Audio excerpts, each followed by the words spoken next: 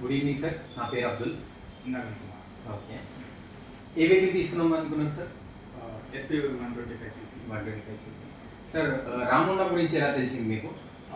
నా ఫ్రెండ్ ఒకరిని సజెస్ట్ చేశారు. ఓకే సార్, వెహికల్లో ఏం నచ్చింది సార్ మీకు? స్పెసిఫిక్ ఏంటంటే దాని సీసీ వల్ల అండ్ దాని కాస్ట్ అండ్ దాన్ని కంపేర్ చేస్తే మాత్రం దాని మైలేజ్ కూడా మిగతా వెహికల్స్ తోటి కంపేర్ చేస్తే వన్ ఆఫ్ ద బెస్ట్గా ఉంది.